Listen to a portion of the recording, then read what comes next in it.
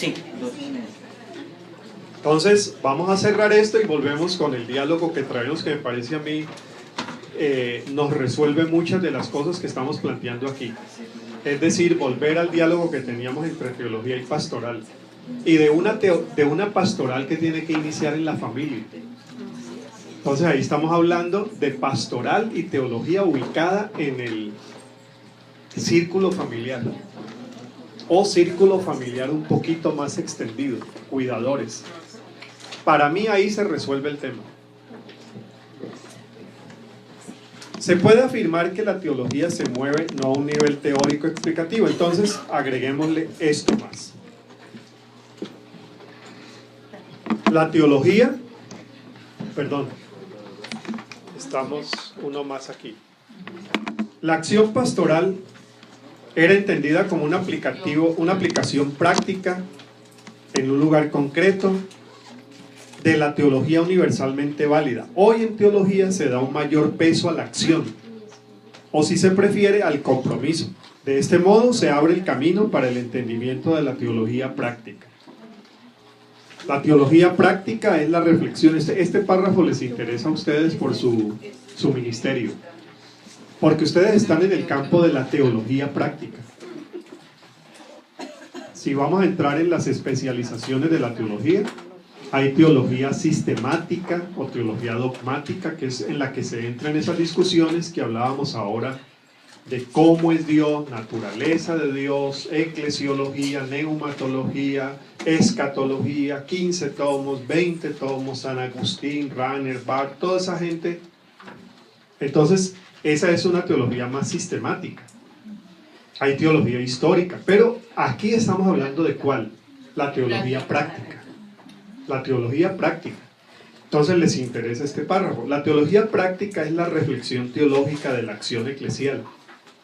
¿Qué hacemos? Desarrollamos una acción como iglesia, como comunidad, entendida como actualización de la praxis de Jesús por la iglesia. Me gusta mucho esta parte.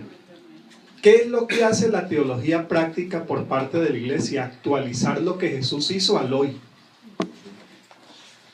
Es decir, lo que hacemos cuando estamos haciendo con niños y niñas todo este trabajo es actualizar el ministerio de Jesús, es decir, prolongar el ministerio de Jesús, que es un ministerio que da libertad, consuela, transforma, acoge, denuncia, sana, restaura. Es una actualización del ministerio de Jesús. Por eso, para hacer ese ministerio se pregunta uno, ¿cómo fue el ministerio de Jesús? ¿Y por qué nosotros terminamos a veces haciendo un ministerio que no se parece tanto al de Jesús? Allí donde se enjuicia, allí donde se condena, allí donde la iglesia se vuelve una carga más para la víctima, allí no estamos siguiendo el mensaje y la vivencia de Jesús, no se actualiza el mensaje de Jesús. De cara a la implementación del reino de Dios, ¿hacia dónde mira esa teología y esa praxis eclesial? Hacia el reino. Dicho de otro modo, es el esfuerzo reflexivo o teórico que hace la iglesia a través de sus comunidades con la ayuda imprescindible de los teólogos para entender y promover la vida comunitaria cristiana en un mundo más justo y solidario. Reino de Dios, ¿cierto? Valores del reino. Pero algo más. Termino acá para que nos demos el tiempo del diálogo. Teníamos, es lente. Y esto se vuelve clave hoy. Un lente. ¿Qué necesitamos en perspectiva pastoral darle a los jóvenes?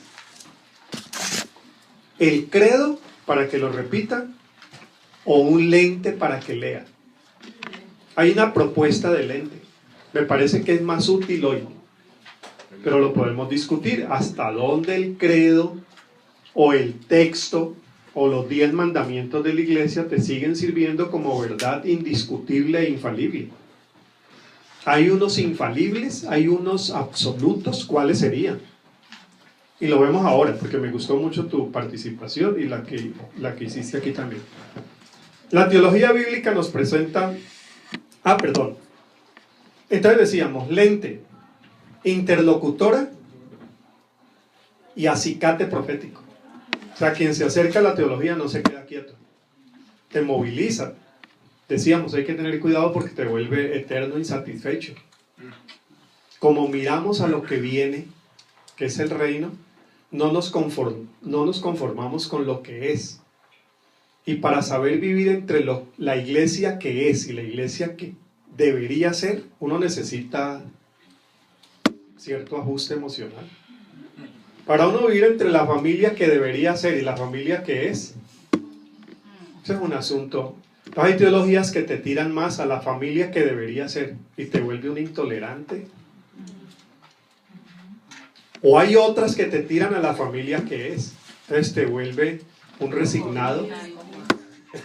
O la sociedad que debería ser y la sociedad que es. Y si quieren actualizar más el tema, la paz que debería ser y la paz que es. Porque a veces el concepto de paz tan teológico y tan inmarcesible te tira la paz a lo que debería ser. Tanto en movimientos teológicos como en movimientos sociales. Como esa paz que se puede firmar no es la que debería ser, ninguna otra vale. Ahí nos fregamos todos. Pero es esa dualidad. Por eso tiene que venir el aspecto restaurador. Cómo la teología se te vuelve fuente de salud, porque se te puede volver fuente de enfermedad y neurosis. Bastante. Y yo creo que muchos casos de iglesias no necesitarían el psicólogo, necesitarían el teólogo. Sinceramente yo lo creo así. Mire, resuelvan estos asuntos de Dios. Mientras no se resuelven esos asuntos de eternidad, Dios, iglesia, vida futura, lo que es el reino, no hay cómo salir de allí. Bueno, volvemos a mencionar a Juan Stam. Juan me dice, Harold, a veces llega gente, ahora que estoy jubilado y viejo, no tengo mucho que hacer, entonces me llega gente y dice, mire, es que y llegan con problemas psicológicos. Yo digo, yo no soy psicólogo, yo soy teólogo, y dice, no, lo que quiero es eso. Si usted me resuelve como teólogo eso, yo me voy a ir más tranquilo. Y dice, y he visto salir gente feliz, o sea, es terapia teológica. Por ahí se inventaron alguna vez lo de teoterapia. Eso sería un buen machetico. Lo de teoterapia. Ah, sí. Entonces, o la teología se te vuelve fuente de salud para disfrutar tu vida, tu sexualidad, tus relaciones humanas, tu participación ciudadana, tu participación política, tu participación eclesial, o te vuelve la vida muy insufrible. Sí, Dios dice. Entonces vivir con un papá que dice Dios dice, o un jefe que dice Dios dice, y todo te lo resuelve con Dios, y te despide con una oración, porque ha tenido un sueño que Dios te tiene un mejor futuro. Eso se vuelve una gerencia insufrible, una maternidad bastante difícil. Entonces viene un cuarto y último elemento. Además del ente interlocutor y acicate o incentivo para la acción profética, viene el cuarto, que es el elemento restaurador. Ya lo he presentado y no habría mucho más que agregar. Es decir, la teología como fuente de salud. Y así como se ha corregido, que hubo épocas en que la teología se volvió autoritaria por su concepto de verdad, también hay que decir que hay que corregir eso de la época en que la teología se volvió absoluta en cuanto a cómo es que hay que vivir. Entonces te volvía la vida insoportable. Cuando la teología a lo que tiene que sumar es al proyecto de vida de Jesús. Y si uno lee los 4 evangelios en perspectiva de vida, ¿qué fue lo que Jesús promocionó? Vida. A Jesús le interesaba lo que la gente creyera. Si lo que creía le servía para la vida. Por eso para Jesús el problema nunca fue el ateísmo. Nunca fue el ateísmo. Bueno, y no lo podía hacer en una época en que ateísmo se entendía de una manera distinta. Para la Biblia nunca el problema de la fe fue el ateísmo. No, eran otros temas. Era la idolatría. Era la idolatría. ¿Cómo convertís ciertas cosas de esta vida en dioses? Entonces el problema era la idolatría. Y también uno pudiera decir ya en esta perspectiva más terapéutica que lo contrario a la fe no es el ateísmo, sino el miedo. Por eso Jesús, cuando mide la fe de los discípulos, las mide en términos de miedo. Hombres de poca fe, ¿por qué teméis? No es el viejo concepto de hombre de poca fe. ¿Por qué no crees que el bautismo es por inmersión? Es decir, hombre de poca fe, ¿por qué crees que Jesús es solo y no Trinidad? No, el problema de Jesús no fue ese. Después viene en el Nuevo Testamento la discusión de los credos y la discusión doctrinal. Pero para Jesús era, lo que usted cree le ayuda a vivir. Si es una fe, una sana doctrina, te tiene que ayudar a vivir mejor. Si esa fe te está acabando la vida y te está haciendo la vida más insoportable del círculo con el que vives, esa no es sana doctrina. Primera y segunda de Timoteo discuten qué es la sana doctrina. Y la discusión no era conceptual, era vivencial. Te ayuda a vivir, te ayuda a ser solidario, te ayuda a humanizarte más, a ser un ser que trabaja sus propias contradicciones humanas, sabe convivir con ellas y con los demás. Es un ser acogedor, tierno, afectuoso, un ser que sabe resolver conflictos, que sabe enfrentarse a situaciones difíciles, resiliente. Ahí hay vida, ahí no hay temor a vivir, ahí hay fe. Entonces era esa fe proyectada en vida. La teología bíblica nos presenta una propuesta, y la propuesta es Shalom, que es paz integral. O sea, la propuesta bíblica es Shalom, que es tener vida completita. Paz es eso, ¿no? En el concepto bíblico de Shalom, entendido como el arte sagrado de restaurar relaciones, sanar heridas, cuidar a los más débiles y devolverles a la creación, o devolverle a la creación su dignidad original. La espiritualidad judía tiene el concepto de restaurar la creación. Es un concepto lindo en la espiritualidad judía. A propósito, si uno entra a ese concepto, yo no recuerdo el término hebreo ahora, pero si uno entra a eso de restaurar la creación en Google, vas a ver muchos iconos de un globo y la gente tratando de remendarle las heridas. Porque en la fe judía se entiende que la acción del pueblo de Dios es restaurar la creación, que fue dejada en forma tan bonita de parte de Dios y la hemos hecho jirones. Entonces, ¿cuál es el propósito nuestro? La misión es restaurar. Todo el concepto de misión judía se define en ese concepto hebreo de la restauración de la creación. El Papa Francisco va por allí ahora, ¿no? Con Laudatio Si, la última encíclica, es restaurar la casa común. Y se mete con temas de restauración no solamente ecológica en el sentido tradicional, sino ecología social, ecología y política. La teología entendida así es un recurso para la restauración terapéutica de nuestras vidas y la transformación integral de nuestras sociedades.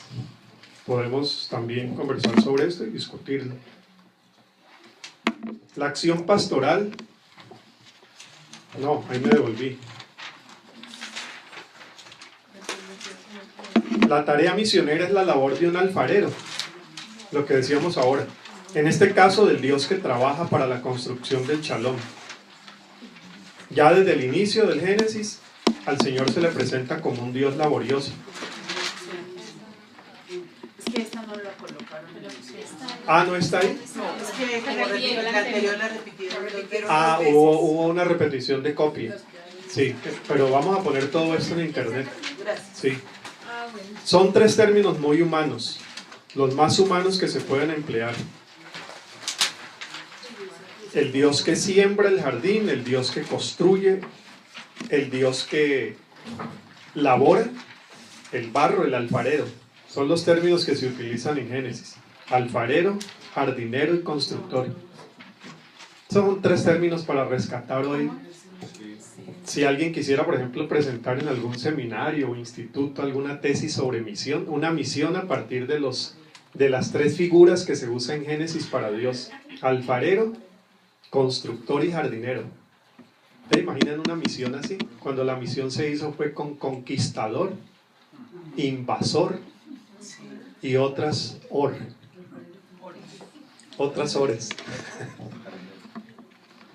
Por eso bien podemos decir que a partir de Génesis 4, la función misionera del Señor y de su pueblo se describe como constructores del Shalom. Porque ¿qué es la misión? La misión es esto. Si uno entiende cómo es el mundo que Dios quiere y uno ve el mundo como está, ¿qué es misión? Que la brecha no sea tan distante, que no haya una distancia tan grande entre lo que Dios quiere y lo que vemos en la realidad. ¿Podremos terminar con toda la realidad de mal? No, eso viene en un más allá que nos ha sido prometido, donde no habrá llanto ni dolor. Allí donde hoy calmamos el llanto de un niño o una niña, nos estamos adelantando para el mundo que viene. ¿Pero podremos calmar el llanto y el dolor de todos? No. Pero hago mi parte. Entonces la misión va sumando, como jardinero, como constructor o como alfarero. Poco a poco va sumando. Esa es la tarea. Y esa tarea sería muy sanadora, entendida pues de esta forma. Nos podemos hacer esta pregunta. Voy para adelante y esto va para atrás. Cuando conecte el cerebro con el dedo, las cosas van a funcionar mejor. Pensando en la pastoral de la niñez víctima de abuso sexual, ¿de qué manera la teología cumple su función de lente, de interlocutora, de estímulo y de recurso de restauración? Ahí está la pregunta. Ahí está la pregunta.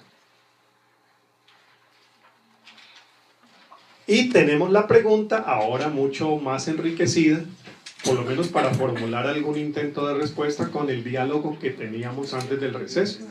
Lo de cómo vincular esta teología diversa, esta teología plural, esta teología dialogante, este mundo que, como decíamos, no es el que viene, sino el que ya llegó, con una acción pastoral que cuida. ¿Cómo se cuida? Entonces vuelve el tema de, tenemos entonces dentro de esa teología unos absolutos inamovibles, algo que nos pueda servir de referencia, para que a partir de ahí usemos el lente, entremos en interlocución, podamos avanzar en misión profética y en misión terapéutica restauradora. Esa es una pregunta grande. Entonces ahora Gina, ¿dónde está Gina? Hacía esa pregunta también. Bueno, entonces, si esto ahora es tan plural, porque ya es así, si esto no lo estamos imaginando para lo que viene, sino que es así. Redes sociales es así, el Dios no sé qué, el Dios acá, el libro acá, lo descargas aquí, gratis, ahí está el video, ahí está el predicador, ahí está todas las opciones. 20 años atrás, para ser pues bien conservadores, esto no existía. Para vincular teología y pastoral. En el caso del ministerio que ustedes hacen, la vinculación es muy fácil. Claro, es una acción pastoral respaldada por una perspectiva teológica. Ahí diría yo. Con eso lo cerraría. Es una acción ministerial respaldada por una perspectiva teológica, para que la perspectiva no sea solo psicológica, antropológica, sociológica, de trabajo social, sino que tenga un contenido de fe que aporte algo distintivo y sume a la labor de restauración. ¿Estamos bien por ahí? Entonces el problema no es vincular teología a ministerio restaurador. Solamente lo único que habría que afirmar es que esa teología debe hacerse en contexto, entendida como movimiento, entendida en los términos que lo estamos hablando ahora, porque si vas a hacer una proyección ministerial desde una perspectiva divina arcaica, retrógrada y fundamentalista, eso se está haciendo por montones y nos está dejando gente en la guerra, de todo. O en el caso de niños y niñas que han vivido situaciones de abuso, Pues con discursos que no sanan, con iglesias que no se atreven. Entonces ahí habría que ajustar también un poco cuál es la perspectiva teológica que vamos a usar. Ahí vendrán algunas bibliografías que pudieran ayudar a entender cómo esa teología se vincula y nos da una perspectiva para trabajar en estos términos. Pero vámonos al otro campo, al que ustedes plantearon. ¿Y cómo se levanta una nueva manera de pensar la fe y de pensar en Dios responsable, pastoralmente responsable, como lo dijo Grace? Porque es llamamiento divino cuidar. ¿Qué hacer?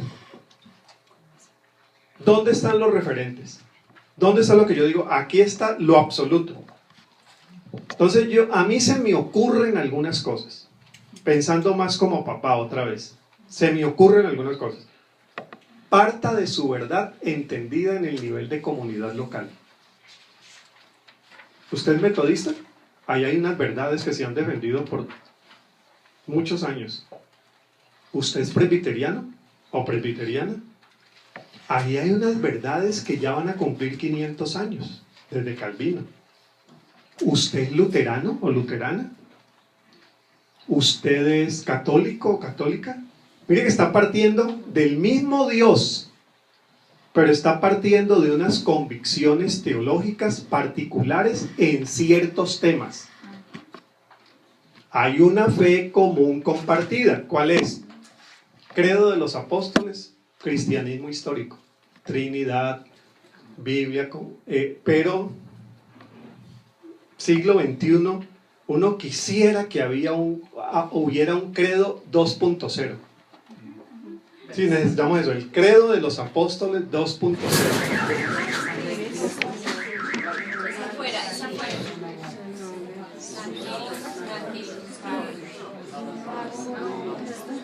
¿Hay alguna bomba o algo así?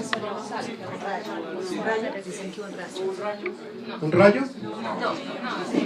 Voy a verificar.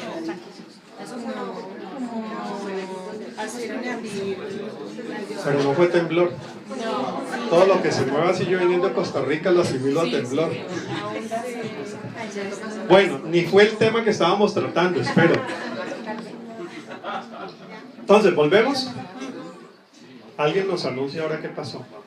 ¿Volvemos? Bueno, entonces mire, tenemos un mismo Dios. Si el terapeuta es, vamos a ponerlo ahora en términos de el agente pastoral, porque aquí no todos los agentes pastorales son terapeutas, son agentes pastorales. El agente pastoral es luterano, parte de unas convicciones que no son siempre las presbiterianas, ni las pentecostales, ni las católicas, ni las bautistas, ni... Entonces primero ubíquese en su iglesia y mire hasta dónde usted comparte la fe completa de esa iglesia, porque tampoco uno comparte toda la fe de la iglesia. Hoy se está dando cada vez más eso.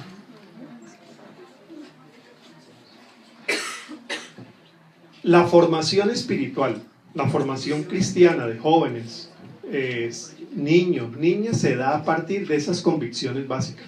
Yo necesito tenerlas. Lo que pasa es que yo no puedo enseñarle a los hijos e hijas que esa es la única forma de ver esos temas y ver ese Dios. ¿Qué le tengo que agregar hoy? Algo que papá y mamá no nos agregaba antes.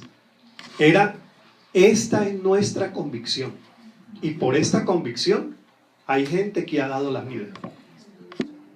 E incluso hasta yo la daría por ciertos temas. Mire, mijo, yo soy bautista. Y los bautistas defendimos en el siglo XVI con Thomas Elwes el tema de la libertad de conciencia. Y la libertad de conciencia en el siglo XVI era un tema fregado, porque los que la predicaban eran perseguidos y murieron por predicar la libertad de culto, la libertad de prensa, la libertad de voto, la libertad, que la gente es libre y que yo quiero un mundo donde la gente piense incluso diferente a mí. Entonces esa es una convicción. Puede ser que en otra iglesia esa convicción lo asuste, porque no hay que dar esas libertades. Por eso te digo, el punto de partida clave es tu teología a partir de la comunidad local.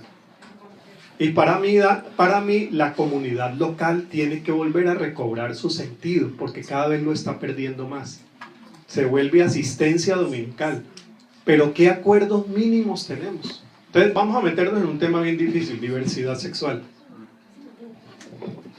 Primero, reflexionen en su iglesia qué creen. Piénsenlo. Háganlo interdisciplinar. Dense el tiempo para pensar. No acabe ese tema concluyéndolo con 3 versículos. No. Si no se puede llegar todavía a una decisión, diga, esta iglesia en temas de diversidad sexual está en un proceso de construcción y de formación permanente. Hay un equipo trabajando, hay un grupo asistente, porque es un tema que pensábamos que ya estaba dado. Teníamos 3 versículos. Otra iglesia puede decir, ya para nosotros está resuelto. ¿Para este lado o para el otro? Entonces, para mí muy importante, ¿qué creen? Miren, católicos, acaban de tener su sínodo de la familia. Ahí está. Si usted es una persona que se siente identificada por esa tradición, ahí hay un grupo interdisciplinario. Hubo evangélicos y protestantes en el sínodo, invitados. Escucharon especialistas en ciencias de la salud, en ciencias del comportamiento. Ahí hay, y ahora va a salir. Hay un papa que te está diciendo que quién soy yo para juzgar a un homosexual. Pero está hablando de actitud, porque de doctrina no ha cambiado un ápice. En doctrina no ha cambiado un ápice. Entonces la actitud es tan importante como la doctrina. Pues sí, hasta más. Entonces yo cojo al hijo y a la hija y le digo, mire, mijo, esta es la fe en la cual nosotros hemos crecido. En esta iglesia hay diversidad en cuanto a pensar ciertos temas, pero en esto nos pusimos de acuerdo en esto. Aquí creemos que es hombre y mujer. Aquí creemos que la actitud es tan importante como aquello que decimos creer. Y que aquellos que no crean así son criaturas de Dios, que tienen derechos. O en esta iglesia creemos que no tienen derechos. Pero eso, ¿quién lo define? Tu comunidad de fe. Entonces, ¿qué estamos recuperando? Estamos recuperando un sentido muy evangélico y bastante perdido hoy, que era lo de la hermenéutica comunitaria. La comunidad interpreta los temas a la luz de su realidad y en su diálogo interdisciplinar y con el lente de la teología, y dice, nos vamos por acá. Segundo, enséñele al muchacho que lo que usted cree, no lo creen todos. Mire, es que es elemental, pero tan necesario hoy. Porque es que nuestros papás, mi papá fue católico, mi mamá también, entonces, esto es, lo demás no existe. Entonces un protestante era un bicho raro. No existe, lo demás no existe. Esto es. Pero hoy en día, esto es lo que creemos aquí. Uno no puede decir ni siquiera, esto es lo que creemos los cristianos. Porque hay cristianos que piensan lo contrario. Usted no puede decir que esto es lo que creemos los cristianos evangélicos. No, porque hay otros cristianos evangélicos que piensan. Entonces ya, en la casa ese tema de diversidad sexual. Mire, mijo, hay un poco de cosas ahí que ni su mamá, siendo psicóloga con tanta experiencia, logra resolver. Si eso nace o eso se desarrolla, eso hay unas discusiones fregadas que su mamá dice que mire, ha leído, y entre más lee, más horizontes de reflexión se abren. Entonces el tema no es allá, eso se seguirá discutiendo y estudiando y todo. Pero vamos a oír la noticia. Esto de diversidad sexual no importa tanto. Última noticia. Caracol informa. Buenos días. Bueno, lo que ocurre es que llegando a esta esquina, caminando la otra cuadra, 2 cuadras hacia allá, hay un laboratorio clínico. Al parecer también hay consulta de optometría. Ese laboratorio literalmente explotó. Entonces, ¿qué ocurrió? La onda explosiva viene por encima de los edificios y pasa y revienta todos los ventanales de los edificios que están aquí por el lado nuestro. Y eso es lo que ocurre. Entonces, en este momento está el incendio. Ya llegó la policía, están esperando que lleguen bomberos. Entonces, esa es la información. Pareciera ser que en este momento para nosotros no hay riesgo de estar retirado. Pero de todas formas eso fue lo que pasó. Sí, sí. ¿Okay? Bueno, muchas gracias. Oramos, nos ponemos en pie y alguien ora. ¿Sí? ¿Quién quiere orar? Uno que Sí, pastor, por favor. voluntariamente. Pastor. Sí, adelante. Sí, por favor.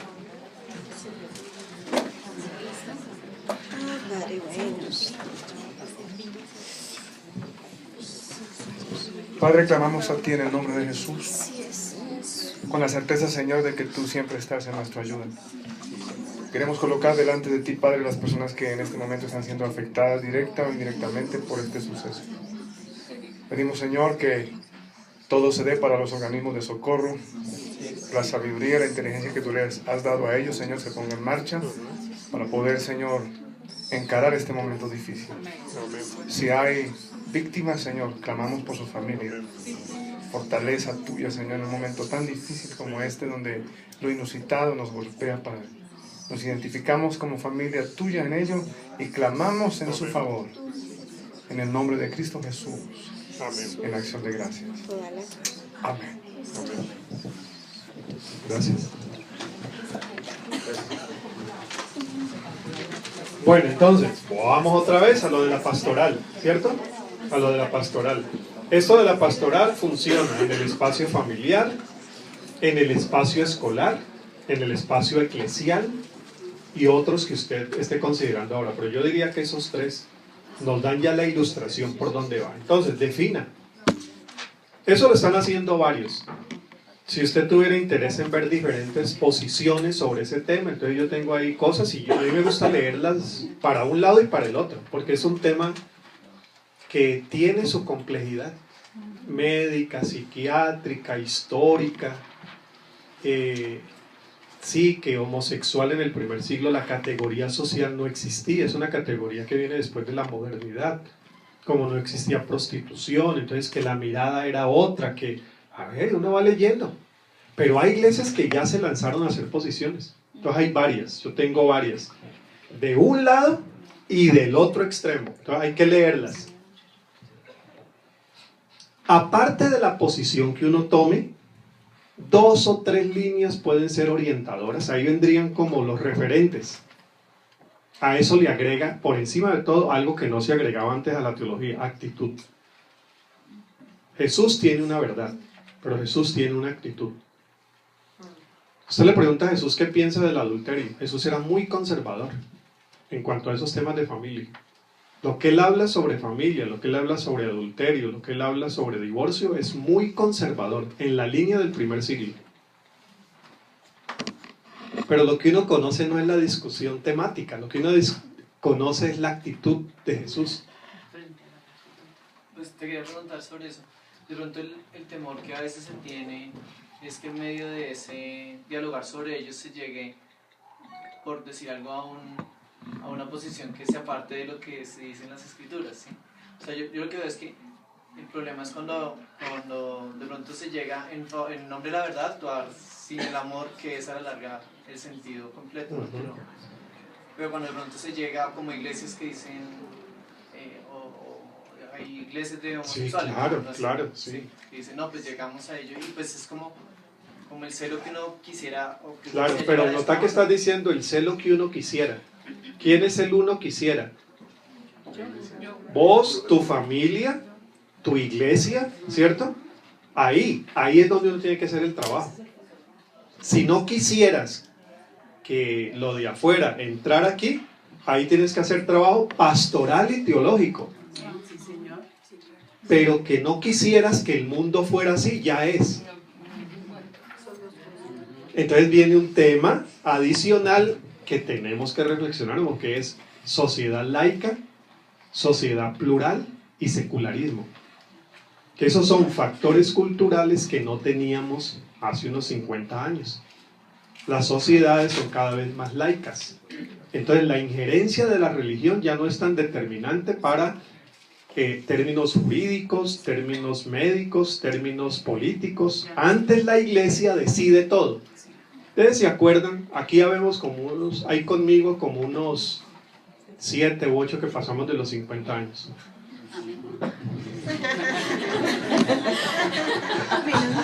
Pues sí, gozamos. ¿Cierto? Así es. ¿Y ustedes se acuerdan cuando hubo la primera alcalde mujer divorciada en Colombia? Pereira. Años 70 y pico. ¿Ustedes se acuerdan lo que Monseñor Castrillón Restrepo dijo? La iglesia tenía una palabra. Y la palabra de la iglesia echa atrás la palabra del Estado. Claro, eran épocas antes de la Constitución del 91. Pero de allá a acá, ¿cuántos divorciados hay? No, y además de divorciados, Ministras, entonces la iglesia, ¿qué quiere? senadoras. La iglesia quiere recuperar otra vez el poder que tuvo, para que la sociedad viva como la iglesia debería vivir. Perdón, como la iglesia vive y quisiera que todos vivieran. Pero eso es constantinismo. Es decir, la época de Constantino en que a partir del Estado se dicta la vida civil. No, pero hoy hay estados laicos. Debemos luchar por un estado laico. Esa es otra cosa que tiene que discutir con sus hijos. Porque los presbiterianos dicen una cosa, los luteranos dicen otra, los bautistas decimos otra. Los bautistas somos de estado laico y educación laica. Aquí que el Estado no se meta en eso. Separación, iglesia-estado. Lutero no pensó así. ¿Cuál es la verdad de Dios? Entonces vuelve otra vez tu pregunta. ¿Dónde tengo que construir esos referentes? Espacio familiar, espacio personal, espacio eclesial, hasta donde se pueda. Habrá unas personas que no se sienten identificadas con esa posición. Bueno, verán si permanecen en la iglesia, porque también uno puede permanecer donde creen distinto. ¿Ves? Pero vas construyendo referentes a partir de comunidad local. Después de la comunidad local, le agregas la actitud, que ahí es el 95% de Jesús. ¿Qué piensa Jesús? Estábamos con lo del adulterio. Sobre el adulterio. ¿Fue flexible? Fue muy difícil llegar ahí. Pero ¿cuál fue la actitud? Pero esa actitud invalida la ley. Y lo que estaba patrocinando era el adulterio, y lo que estaba patrocinando... No. Vete y no peques más. Porque mira, ahí hay un asunto más que legal, es un asunto de vida. Pero la actitud de Jesús cubre multitud de pecados. Entonces es la actitud de Jesús. Volvemos al tema de diversidad sexual. Ahí está el Papa con el asunto. Un Papa caliente para el Papa. Entonces sí, pastor. No sé si habría que pensar en que hay una teología de la creación, donde todo es un mundo ideal, hasta antes de la caída del hombre. Después hay una teología de la caída donde el Ahora un hombre poquito. cae y todo el mal que esa caída trae, pero aparece Jesús con la teología de la redención, que creo que suma el hecho de que esa sería la teología que hay que aplicar hoy, la teología de la redención. Una teología que mitiga el impacto del mal, no que lo erradica. Usted decía, doctor Segura, no vamos a acabar con el mal nunca. Se van a seguir levantando voces a favor de esto, aquello. Y nuestro papel redentivo está precisamente en cómo mitigamos ese impacto tan fuerte en la sociedad, ya sea de diversidad sexual, pero no solamente diversidad sexual, también hay modelos económicos. Eso, ahí está el otro. Ese asunto de la economía es otro tema también para plantear posiciones en la casa, en la iglesia. La postura, Pero son por ejemplo, muchos. la postura ambiental, por ejemplo, ecológico-ambiental, también tiene una... Exacto, entonces me gusta eso. Yo he tomado uno que me asegura que no se me van a dormir, que es el de diversidad sexual, pero hay otros que pueden ser incluso hasta más importantes. Porque creo que en la teología de la redención, la actitud, como usted nos ha dicho, es clave. Sí. Jesús nunca se asombró con preguntas que en el momento eran álgidas, temas controversiales. Asumo que si a Jesús le preguntaran sobre el tema del homosexualismo de manera tan directa como a veces nos la preguntan a nosotros, su postura hubiera sido tan conciliatoria como la que fue con el divorcio, porque de alguna manera él no avaló que la gente se divorciara, pero tampoco entró en no casó una pelea innecesaria. Pero en el centro que estaba la persona humana, la dignidad humana, que mire, el otro puede hacer lo que está al otro lado de mi fe, es un ser humano.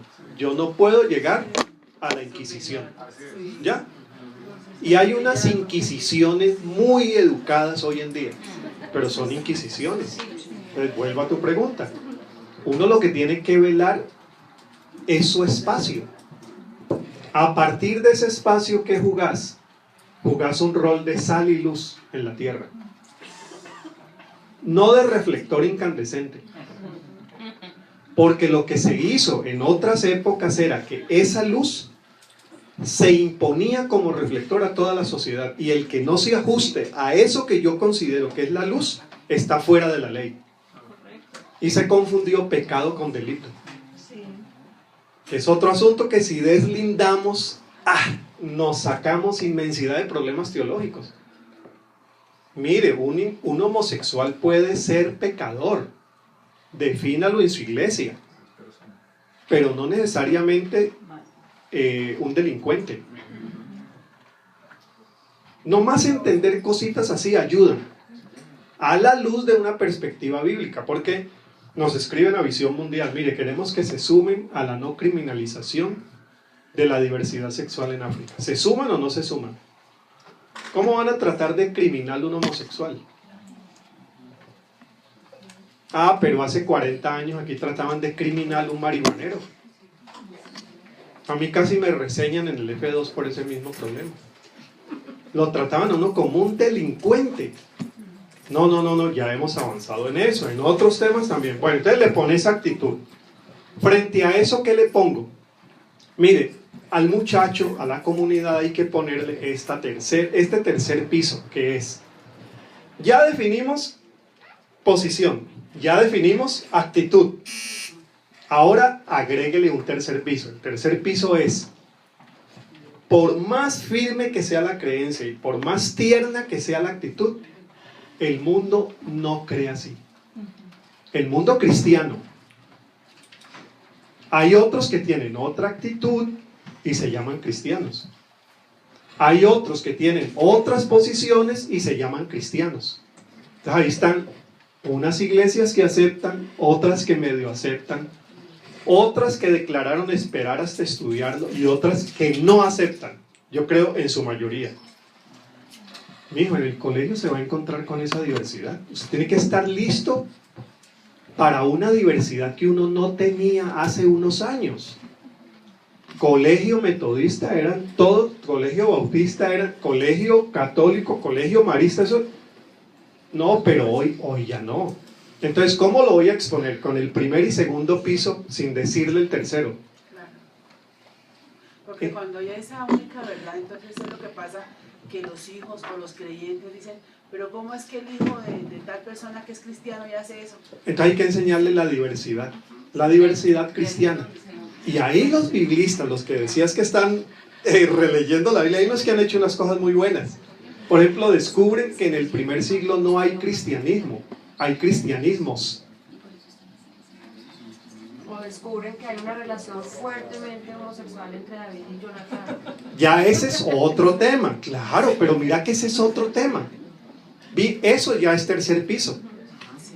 Pero había diferentes posiciones. No es lo mismo la estructura de gobierno que plantea Pablo en Romanos a la que plantea en Tesalonicenses y a la que plantea en 1 Timoteo. No es la misma. Porque hay un movimiento. Entonces, ¿y qué tal el cristianismo oriental? A nosotros nos llegó el occidental. Pero ¿qué pasó los que se fueron de Antioquía para el otro lado? A nosotros nos vino los que escogieron de Jerusalén para Roma.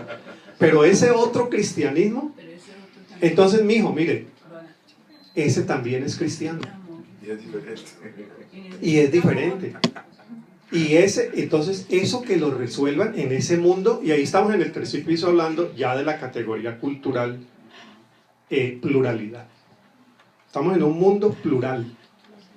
¿Lo vamos a aceptar o no lo vamos a aceptar? No se trata de aceptarlo, no, se trata de vivir en él. A no ser que usted vuelva y busque el megáfono y se ponga a gritar que solamente hay un mundo, y hasta que se quede afónico diciendo que ese mundo tiene que ser como lo que usted definió en el primer piso. Eso es constantinismo. Hoy la Iglesia Católica, con todo el cariño que yo les tengo, y voy para la conferencia episcopal mañana, hemos hecho a propósito, cuña, hemos pasado 3 años haciendo un libro sobre teología de la niñez, entre biblistas católicos y evangélicos. Lo estamos editando un obispo y este servidor. Vienen 10 autores y autoras. Vamos a lanzar ese libro a las 4 de la tarde el martes en la sede de la conferencia episcopal, que eso es Santa Bárbara. Si alguno no sabe la dirección, CELAM. Y ahí aparece 4 de la tarde, se va a lanzar ese libro. Pero hay una diversidad, decíamos, de posiciones frente a eso, que uno no puede decir, mire, aquí está la posición católica, esa es la única. No, y la posición católica, les digo con el cariño que les tengo, ha pensado que el mundo tiene que volver a ser como era hace 40 años. Batalla perdida. Y hay una resistencia que era la línea de Benedicto y Juan Pablo II. Juan Pablo II lo hace en la plataforma, con todas sus habilidades de actor, porque había sido actor, y Benedicto lo hace desde la academia. Francisco va por otro lado, porque Francisco entiende, y más la diversidad de Buenos Aires, donde él es amigo del rabino, él es amigo del imán, es amigo de pastores evangélicos, tuvo a cargo los devocionales del movimiento de Lausana evangélico cuando se reunió en Buenos Aires. Viene de un mundo donde el problema no es la modernidad, el problema es la pobreza. Entonces le preocupa a esos papas cosas diferentes. De todas maneras, esa fuerza de mayor resistencia de la Iglesia Católica es: hay que recuperar el mundo que se nos fue. Y ahí está, esa es batalla perdida. ¿Qué vamos a escoger nosotros? La Iglesia Católica tiene una estrategia. Aquí seguramente hay católicos que conocen mejor el tema. La estrategia política es: hay un aliado recomendado, la Iglesia Evangélica. ¿Y cómo se da? Entonces, que vayan a defender juntos diversidad sexual, lo entiendo, pero no laicismo, educación religiosa, cuando los evangélicos nacimos con educación laica. ¿De a dónde aquí nosotros defendiendo Estado confesional? Que nos van a sacar a Dios de la Constitución. A la Iglesia Católica le interesa que quede. ¿Quién sale a marchar? Iglesia Evangélica. Pero no, la herencia teológica nuestra es de separación con el Estado. Nosotros no tememos a un Estado laico. Es mejor, nos conviene porque hemos sido minoría. Pero mire que son cosas que entran en el tercer piso. Entonces, ¿a qué tengo que preparar yo los hijos y la iglesia? Con la iglesia voy con lo mismo. Hermanos y hermanas, este mundo hay que reconocerlo. Tenemos que aceptarlo. Con lágrimas y dolor, no será bautista.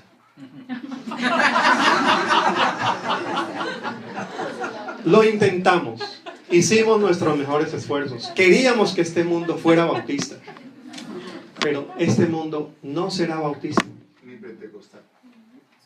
Hay más, pero tampoco será pentecostal. Hay unos que piensan que el mundo tiene que ser así. Entonces me protejo para que ese mundo de acá no entre, o me preparo para que desde aquí haya una influencia hacia allá. Sí, esa influencia tiene que ser luz o reflector. Escoja. Para mí es luz, y el que la busque aquí está. Sí, señor. ¿Queréis acaso iros también vosotros? El camino está abierto. Algunos responderán, ¿a quién iremos? Solamente tú tienes, venga. Pero ahí hay 10.000 que dijeron, no, hasta luego. Yo no voy a forzarlos. Pero ya después se malinterpretó de si viene la conquista y dice, aquí se convierte a las buenas o a las malas. Entonces hacen bautismos masivos, declaran territorios confesionales por territorio. A partir de hoy este territorio será católico. Pobres indígenas, bueno, pues no entiende muy bien qué es eso, pero a bautizarse todo el mundo. Pero mira que esa es la perspectiva del tercer piso con reflector, no con luz. Entonces viene Bartolomé de las Casas y le informa a la corona, mire, yo he visto cosas que no están muy bien, estamos haciendo cosas que no obedecen al mensaje de Jesús. Yo le voy a plantear 6 propuestas y le escribe a la corona. Tienen que leerse esa carta porque Bartolomé de las Casas explica cómo evangelizar. Y en el tercer o cuarto punto dice algo, dice, propongo que evangelicemos. Y si estas poblaciones paganas no se convierten, que nos convirtamos, por lo menos nosotros. Había mucha ironía en Bartolomé de las Casas, pero estos hicieron historia, porque se toma el tercer piso como el primero. Entonces el primer piso se te vuelve el tercero. No, este mundo está en convicciones, en actitudes y en decisiones que cada uno toma. Entonces, ¿qué es mejor para la iglesia? Pastoralmente, prepárela para la diversidad. Este mundo no va a ser bautista. El problema no es que sea bautista o no. El problema es que hay niños abusados. Hay niñas violentadas. Hay pobres. Hay injusticia, hay dolor, hay muerte.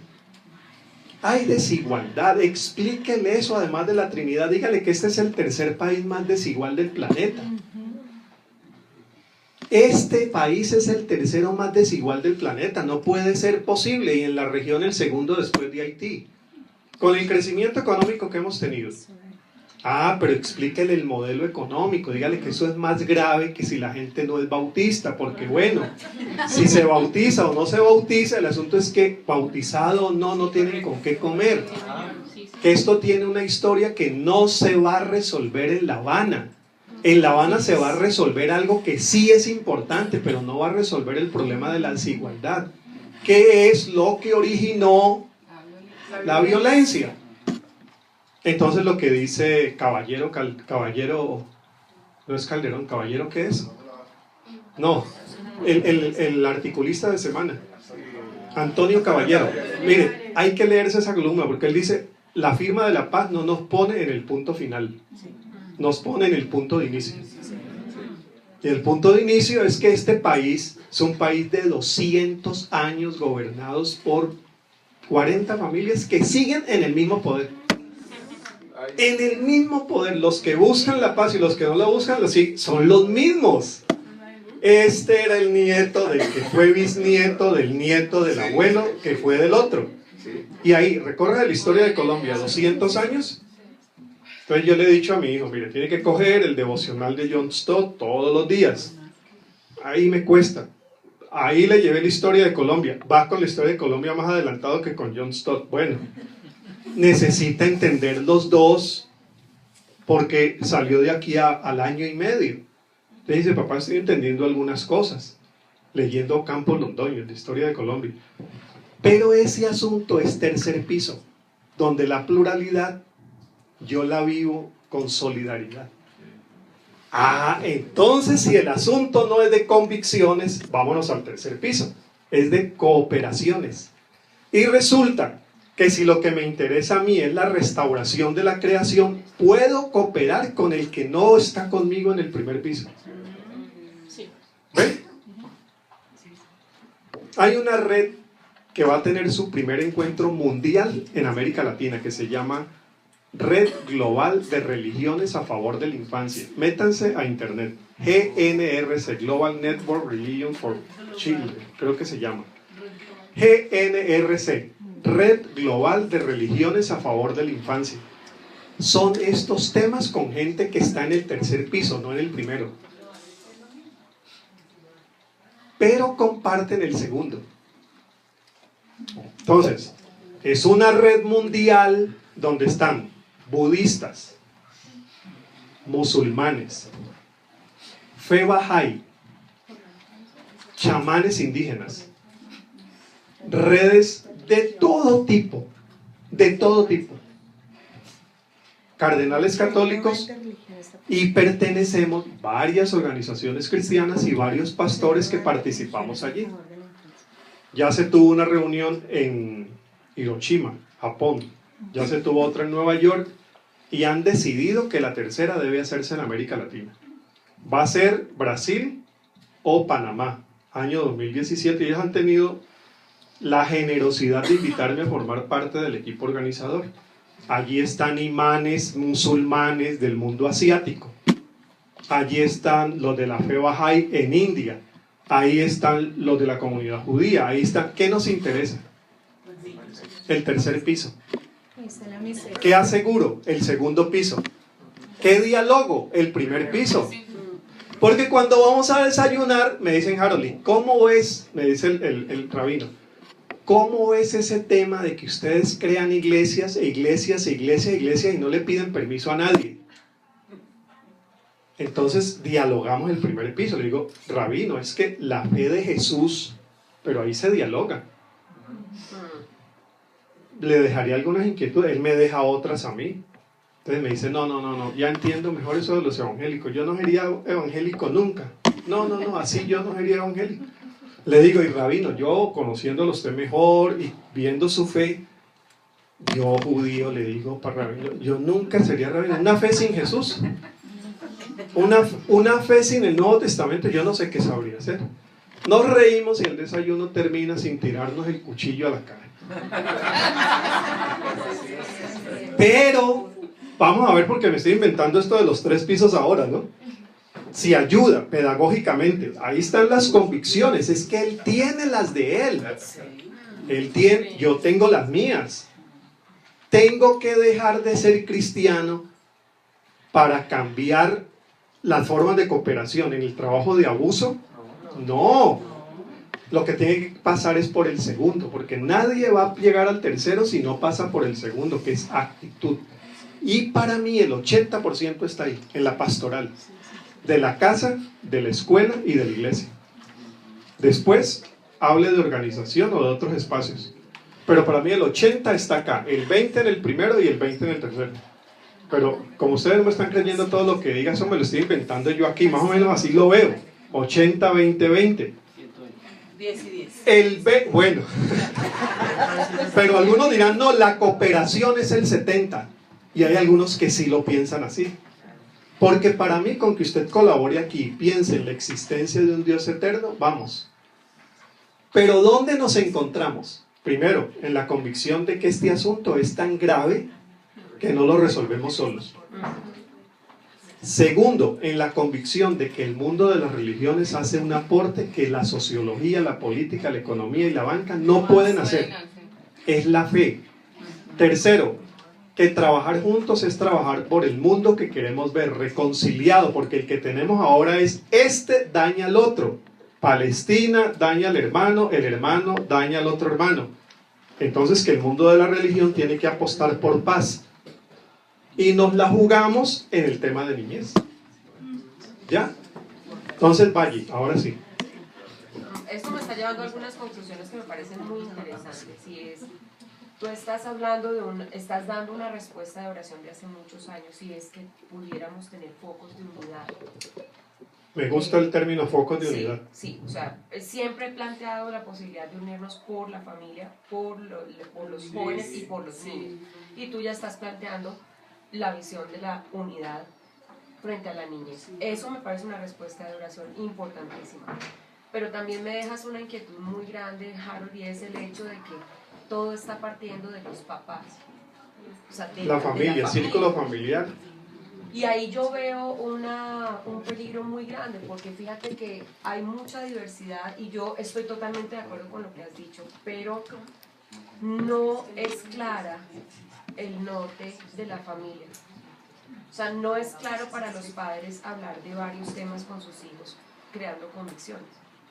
No son claros. Y bueno, esto tiene que ver con las 7 esferas. Desde lo que yo planteo, que es el área de la sexualidad humana, lo que he visto es que no estamos de acuerdo. O sea, no nos ponemos de acuerdo, no hay un norte claro. Y para mí sí hay principios que son claros. O sea, hay principios que Dios ha dejado independientemente cómo los quieras adoptar tú, pero hay principios que serán eternos. Mi preocupación es que no conocemos los principios claros. Entonces el problema es el primer piso. Entonces, por eso, ahí en casa el problema es en la iglesia el problema es primer y segundo piso. Mi propuesta es que la iglesia retome un papel formativo, por lo menos en el tema que yo trabajo. Y es el tema de la sexualidad debe estar dentro de las agendas de las iglesias. Mira, Harold, llevamos 15 años, por lo menos yo, hablando de esto. Y hasta más o menos hace 4 o 5 años la iglesia comenzó a decir, ¿qué vamos a hacer? Se les vino el gigante encima, o sea, ¿qué vamos a hacer? Porque ya la gente viene aquí, ya quieren que los dejemos aquí, ya quieren que... Y todo realmente se disparó con el tema de la homosexualidad. Sí. Pero lo que está pasando y lo que sigue pasando, y yo creo que William está de acuerdo conmigo en esto, es que cuando nosotros vamos a hablar de los temas, la iglesia la gente abre los ojos y dice, no sabemos, no tenemos ni idea qué hacer, ni idea. Entonces, hablamos de pastorales, ¿cierto? Hablamos de hacer, bueno, movámonos hacia allá, pero yo veo algo un poco más grave y es que no tenemos un norte claro frente al tema. Esos temas nos cogieron por sorpresa. Esa es la realidad. La iglesia los dejó hace mucho tiempo, están pidiendo, los padres están pidiendo, los chicos están pidiendo formación. Estamos totalmente... Y estás hablando del tema del taller de hoy, claro, ese tema. Pero está no hay pendiente. un norte muy claro, Harold, y eso sí que me preocupa. Sí. O sea, y ustedes escogieron la palabra silencio, que me parece muy apropiada, porque si uno ve, por ejemplo, con solidaridad y fraternidad, el caso católico es un caso para examinarlo bien, porque este tema que estamos tratando hoy es el tema que causa mucha de la renuncia de Benedicto. Mucha de la crisis de la Iglesia Católica pasa por allí, porque asumen el buen testimonio como silencio. Entonces, esas cosas hay que ventilarlas. ¿Cómo la vamos a trabajar si también en la orilla nuestra pasa lo que pasa? ahora, si estamos hablando del tema de víctimas de abuso sexual y vemos las estadísticas de cuando un niño es abusado sexualmente y quiebran totalmente su orientación sexual y su identidad sexual, por favor, es que no podemos ver los temas aislados. Harold, es que el problema es que la iglesia está viendo los temas aislados y no se quiere meter. Así como nos están vendiendo una agenda totalmente aislada, pero si usted mira lo que pasa allá y lo que pasa acá y lo que pasa acá y lo une, eso está muy bien concertado internacionalmente. Sí. Estamos hablando de abuso. ¿Cuántos niños? Mire, este tema se nos desbordó hace muchos años. Sí, muchos pero años. ¿cuántos niños abusados sexualmente están optando por una orientación homosexual? Sí. El 58%, porque los estudios ya están. Sí. Entonces yo me pregunto, siempre pensamos en el problema, pero es que me preocupa la indiferencia, Harold, la indiferencia nuestra. Sí, pero es ver en ese primer piso, con una actitud autocrítica, qué es lo que necesitamos reformar, qué es lo que necesitamos plantear, qué cosas necesitamos acordar y sacar esos temas que nosotros pensábamos ya resueltos con la declaración de fe. Pero esos temas tienen que ir allí. Y como a esos temas le ajustamos también una actitud solidaria y una actitud como la de Jesús. Pero estás planteando el tema de la manera más cruda, como es. Ahí está, y la iglesia llega tarde. Es cierto, llega tarde. Bueno, gracias a Dios llega, y que lleguemos bien. Y lo que estamos considerando en esta primera parte del taller es que lo que hay que, en esa llegada, lo que hay que reacomodar es la teología. Porque la teología que traíamos en temas de niñez, temas de sexualidad y otros más, como es movimiento, no se ajusta a este mundo que es tan distinto y a unas necesidades que estamos descubriendo tarde, pero que llegan ahí. Y en ese diálogo interdisciplinar creo que pudiéramos tener mucha más opción de un ministerio profético y pertinente para el momento. Entonces voy a cerrar aquí en 10 minutitos que tengo para cumplir horario, y si ustedes quieren seguir, yo me voy y ustedes se quedan. No, yo me quedaría con mucho gusto, pero cumplo con el horario. Entonces mire, yo les estoy dejando en el material una guía de estudio bíblico participativo que elaboré y que ustedes pudieran usar con sus comunidades. Busquen la guía, está en la página número por ahí. Estaba en Ecuador y le pregunto a un peruano amigo, ¿dónde queda tal cosa? Y él me dice, ya le voy a decir, mire, se va por acá, repito, por esta avenida, y en cierto lugar cruza a la derecha. Sí. El que dice reprender o atender, en cierto lugar está. Reprender o atender. Vamos a hacer solamente una entrada al texto muy rápido, porque lo que quiero es dejarles la guía para que muchas de estas cosas ustedes la planteen en un grupito pequeño. La tarea que yo quisiera es esta. Puede hacerlo en familia, puede hacerlo en escuela dominical, puede hacerlo en grupos pequeños en su empresa o en su institución, en su ministerio. Quien tenga esta guía no necesita más sino irla desarrollando, porque no es una exposición, es una metodología participativa. Y comienza con el planteamiento del tema y va avanzando con las preguntas. La función suya es leerlo antes para saber por dónde vamos y controlar el tiempo. Y sobre todo, no dominar la palabra, sino que asegure que va a ser participativo. El texto es el texto de Marcos 10, del 13 al 16. ¿Quién nos lee este texto que está allí en la pantalla? Perdón. ¿Traían niños a Jesús? ¿Qué es ese? Sí, traían niños a Jesús para que Él los tocara, pero los discípulos lo reprendieron. Cuando Jesús vio esto, se indignó y les dijo, dejen que los niños vengan a mí, no se lo impidan, porque de los que son como estos es el reino de Dios. En verdad les digo que el que no reciba el reino de Dios como un niño, no entrará en él. Y tomándolos en los brazos, los bendecía, poniendo las manos sobre ellos. Les recomiendo llevar varias versiones de la Biblia.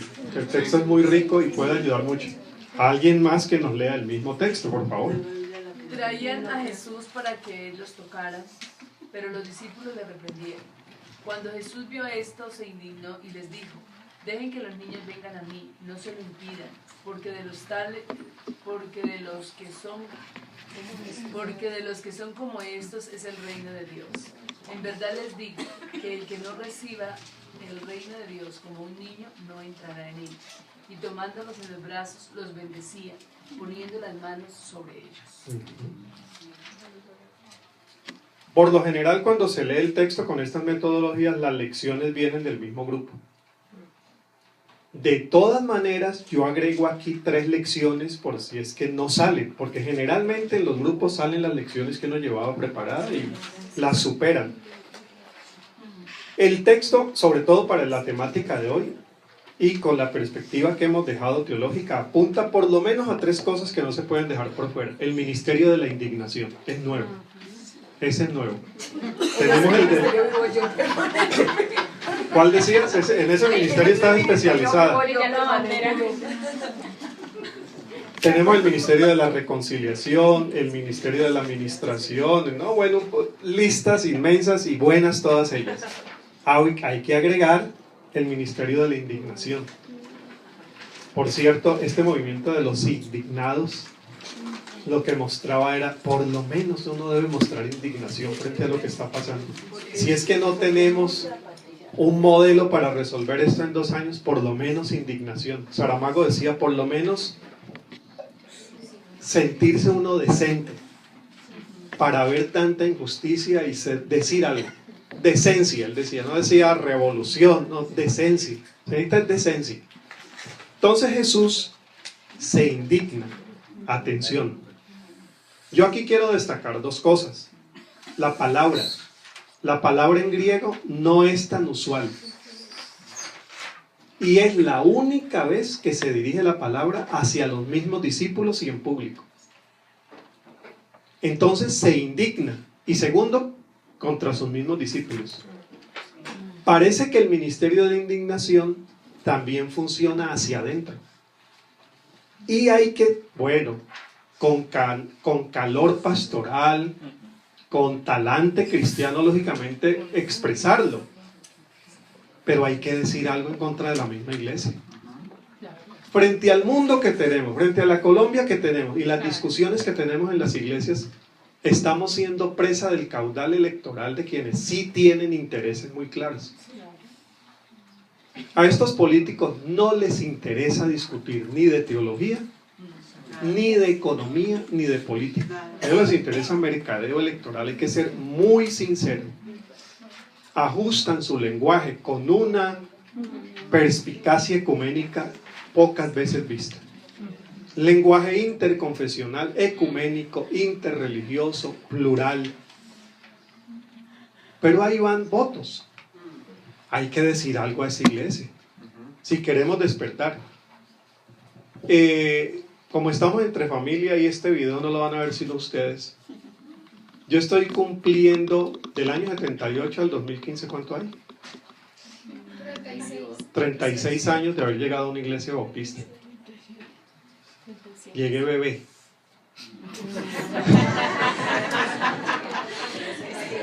Era la época del plan 1+1. Si cada cristiano evangélico gana otro, en un año tendremos el doble. Y en 12 años, decía el pastor, Colombia sería bautista.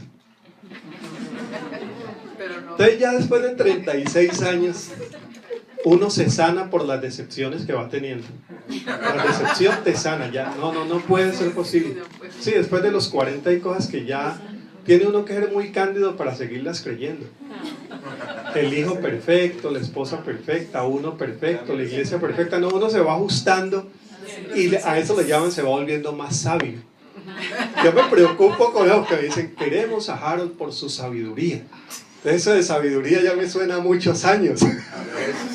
Se va volviendo uno más sabio. Pero esa sabiduría llega es por decepción. Entonces yo les voy a plantear unas decepciones, o por lo menos una que para mí, yo no tengo mucha esperanza en esta iglesia. Yo no tengo mucha esperanza de seguir creyendo que la iglesia evangélica es el factor de transformación de América Latina. No lo veo. Y mejor me voy ajustando a qué sí se puede hacer. Porque sí hay remanentes proféticos. Donde como la sal y la luz se mueve. ¿Cuántos años llevas indignándote? 15. ¿Pensás que se va a lograr en 5 años la iglesia que habías soñado hace 15? No, ya te vas ajustando. Pero renuncias. Sí, estaba pensando en eso. Tú ya libraste el proceso, yo voy. Pero renuncias a tu sueño. No, lo ajusta, que es lo que hace Jesús. Por eso Jesús es un desconfiado sistemático. Él no es un cándido frente a la realidad. Señor, yo te dejo todo, pero yo no te niego. ¿Qué te voy a creer? No necesitas decir eso. Yo te amo gratis. ¿Me vas a negar? Te amo gratis. Señor, yo no. Es decir, Jesús conoce más a Pedro que Pedro a sí mismo. Pero Jesús ya sabe qué esperar. Mire, ustedes me van a dejar, van a salir corriendo. Todos los que dicen que van a salir corriendo, pero después nos vemos. Allá en Galilea los espero, vamos a empezar una nueva etapa. Pero Él tiene esa desconfianza que sana.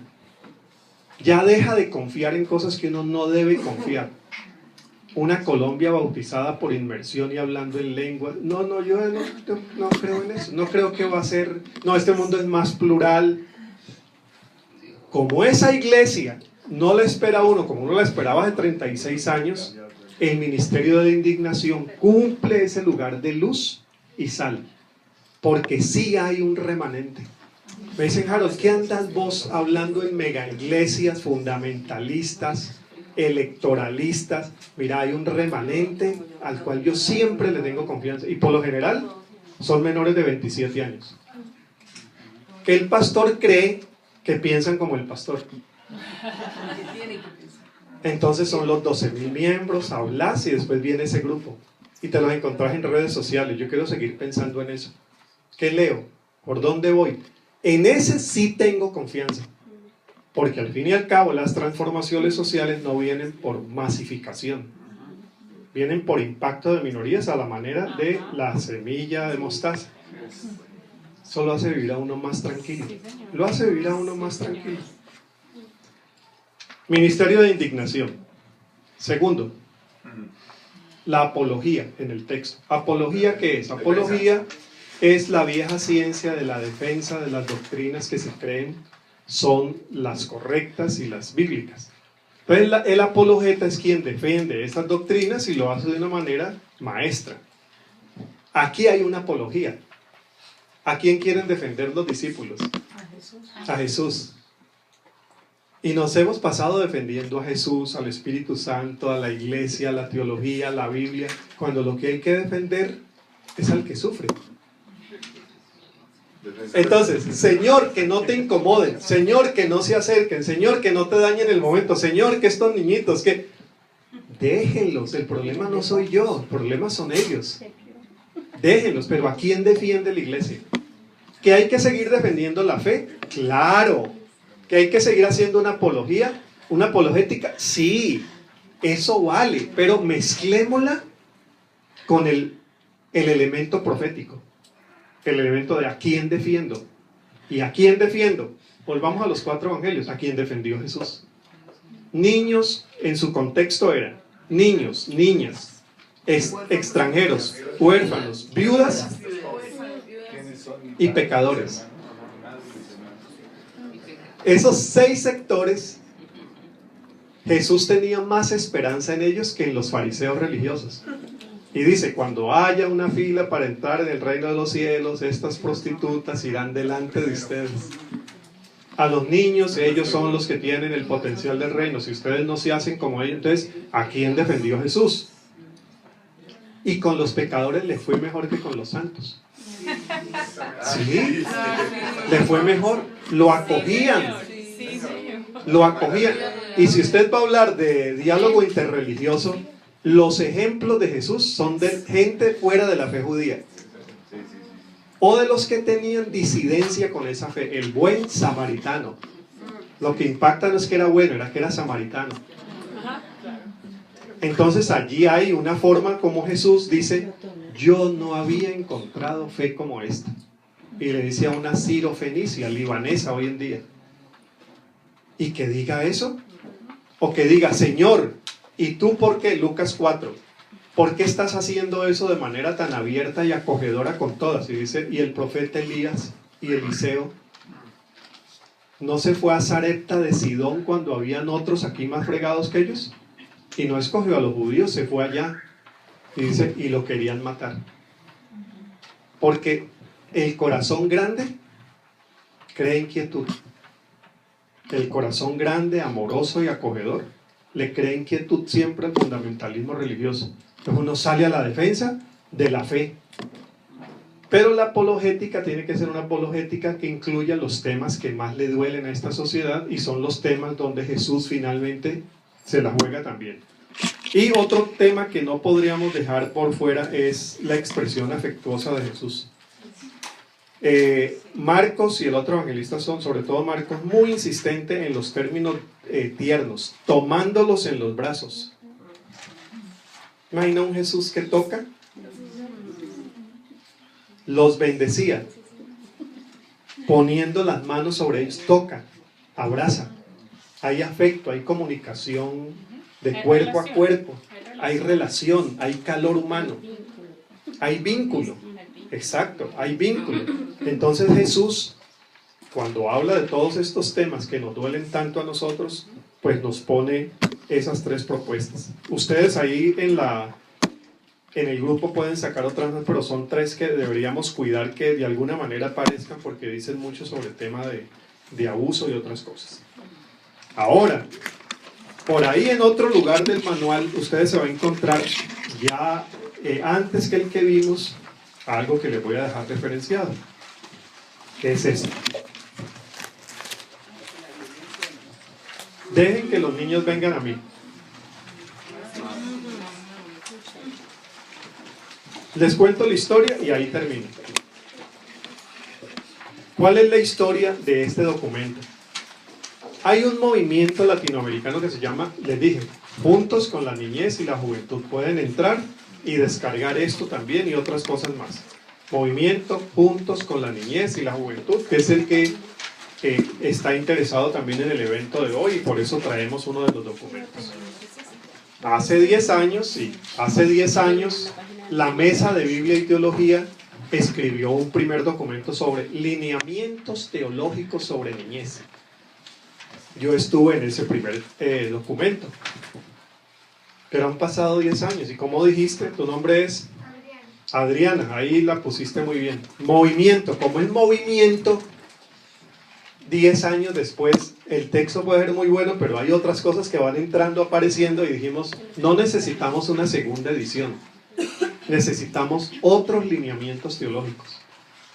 Entonces conformamos un grupo que tuve el privilegio de coordinar, donde estaban el doctor Edesio Sánchez, que es un mexicano, experto en temas de Biblia del Antiguo Testamento, Ruth Alvarado, que es una biblista y abogada, que trabaja con Paz y Esperanza en Perú, Nicolás Paloto, que es un cientista social, Ángel Manso, que es rector del seminario en Guayaquil de la Alianza Cristiana y Misionera, y este servidor. Hicimos un marco teológico con lo que se supone que hoy son como los temas que más duelen. Después lo enviamos a 3 eventos grandes regionales, uno en El Salvador con 120 personas, discutámoslo, que le reformamos, después nos volvimos, pasamos año y medio haciendo el documento tan pequeñito. Después un grupo de jóvenes y señoritas para que vuelvan y lo revisen. Eso salió hace 3 meses. Ahí está. Pero al final le dijimos a la Universidad Nacional de Costa Rica, con 2 pedagogos, que hicieran una mediación pedagógica. Es decir, póngannos ese documento con 4 o 5 dinámicas participativas para grupos que los quieran revisar. Entonces hicieron algo que al final del documento se llama 5 encuentros participativos. ¿Los ven? En la página 19. Mírenlo allí. ¿Lo ven? ¿Sí lo encontraron? Elementos que se deben tener en cuenta. Mire, limpie bien el sitio, espere la gente a tiempo, todo se lo van dando ahí parte. Recomendaciones, siga la página 22. Recomendaciones para el que facilita los encuentros, más recíbalos así, no domine la palabra. Página 23, materiales necesarios para llevar adelante cada encuentro. Y ahora sí viene el contenido de los encuentros, página 24 y 25. Les vas a enviar los PowerPoint por internet, porque yo dejo un PowerPoint presentando todo el documento. En la copia aparecen superpuestas las frases, porque en el PowerPoint una frase viene y cuando viene la segunda se quita la primera y sale la segunda, pero en la fotocopia no llega ahí. Entonces mejor que la tengan en la copia original, la copia digital. Primer encuentro, página 25. Sencillísimo, 1, 2, 3 pasos, porque todo se hace a partir de una una gráfica que está en la página 26. ¿La ven?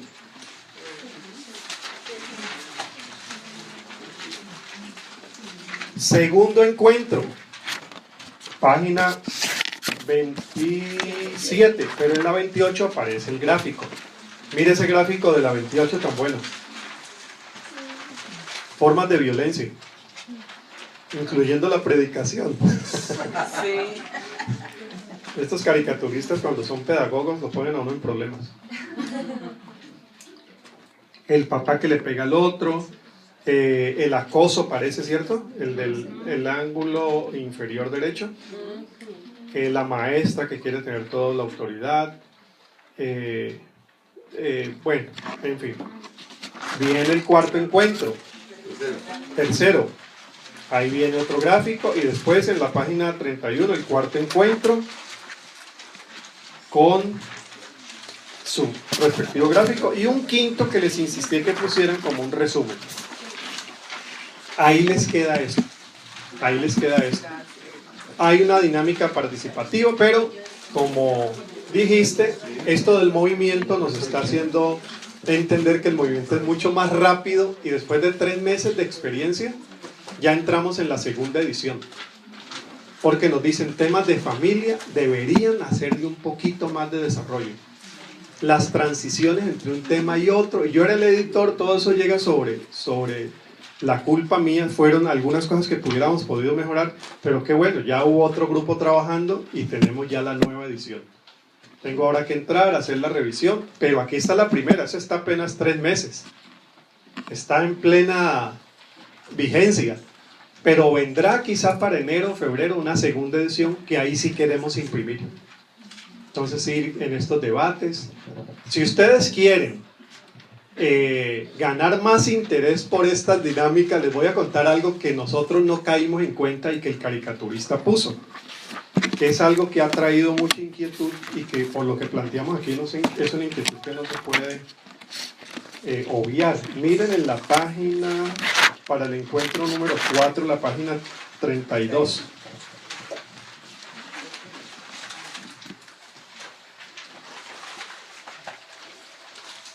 A uno lo ponen a mirar el texto en sentido de derechos.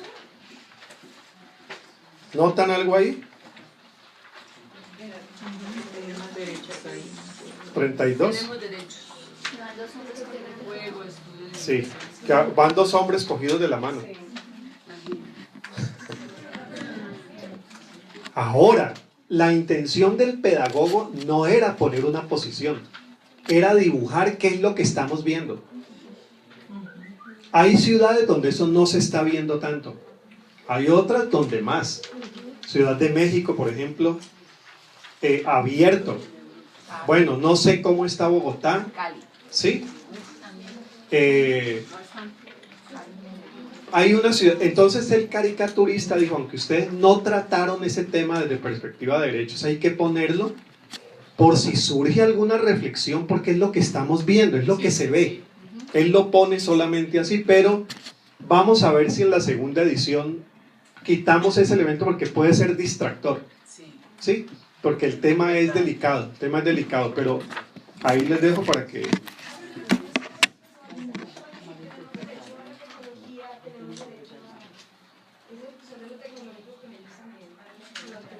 Tendríamos que entrar también como derecho, ¿no? Y hasta dónde estamos hablando de derechos, qué cosas que no son derechos, dice la Iglesia Católica. Entonces, son cosas que no podemos ya nosotros hacerle el quite. Bueno, les queda la guía, les queda el marco bíblico. El marco bíblico entra con temas teológicos. ¿Cómo pudiéramos hoy pasar de un Dios que ha sido presentado solo así a un Dios que puede ser entendido así? Que nos permita entrar en el segundo piso, porque mientras no cambiemos la convicción del primero, que Dios es así rígido, estricto, castigador, enjuiciador, no podemos pasar al Jesús del segundo piso. Entonces ahí se menciona eso y se mencionan otros temas. Les queda la guía, les queda una presentación si quisieran digerir cuál fue el origen de ese documento, digerir también las partes del documento. Y queda la guía pedagógica que viene al final. Les agradezco muchísimo su atención. Mire, yo tengo que llegar ahora a tomar nota de muchas cosas que he escuchado acá porque me sirven muchísimo. Les agradezco porque, como les decía también iniciando, son personas que vienen con trayectoria muy extensa, algunas de ustedes, trayectoria muy extensa en el servicio a la niñez, en el servicio a la iglesia, que es una iglesia en la cual yo no tengo toda la esperanza de hace 36 años, pero tengo más amor que el que le tenía hace 36.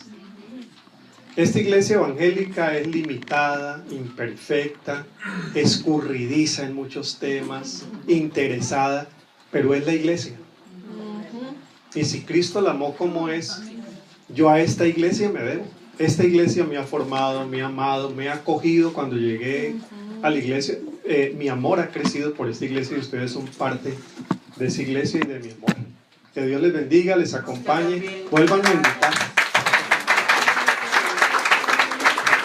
Para cerrar un momentito, gracias a Harold por esa disposición y esa disponibilidad. Por favor, en una palabra, no una frase, no una oración, no una oratoria, ¿Qué significó para usted este encuentro? Quiero un momentico que Harold también pueda escuchar lo que para usted ha significado. En una palabra comenzamos. Levanta la mano, por favor. Y, ok. Desafío. Desafío. Renovación. Renovación. Esclarecedor e inspirador. Esclarecedor, inspirador. Confirmación. Confirmación. Acción. Acción. Reto. Cambio de actitud. Adelante. Seguridad. Seguridad. Realidad. Realidad. Aterrizar ideales a la realidad. Sorpresa. Siempre Delicioso. dice eso mi esposa cuando vuelvo. Ok, bueno, vamos a terminar sí, con una oración, dándole gracias al Señor. Señor, te damos gracias por las voces que hoy levanta Harold, por las voces, Señor, que despierta en nosotros, en nuestros corazones, por las voces, Señor, que nos dejan, que sean ecos, Señor, que nos recuerdan muchas cosas que sabemos que tú quieres para nosotros. Gracias por tu iglesia que somos nosotros. Gracias, Señor, por ser propositivos, no tan solo por ser críticos, sino por ser crísticos, Señor. Que podamos ver a Cristo allí, que podamos vernos, Señor, como propósito también, sabiendo que desilusionamos, no tan solo que nos desilusionan, sino que nos desilusionamos, Señor, también de nosotros mismos a veces, cuando no respondemos como debemos hacerlo. Gracias por las voces que nos deja desde la teología, Señor, desde la palabra, desde la apologética. Gracias por su familia y por lo que tú has venido haciendo en él, en nuestra América Latina. Que podamos volver otra vez a tenerlo en compañía y en familia con nosotros. Amén. Amén. William, solamente recordarles que lo de la presentación del libro sobre teología de la niñez de los 5 biblistas católicos y los 5 evangélicos será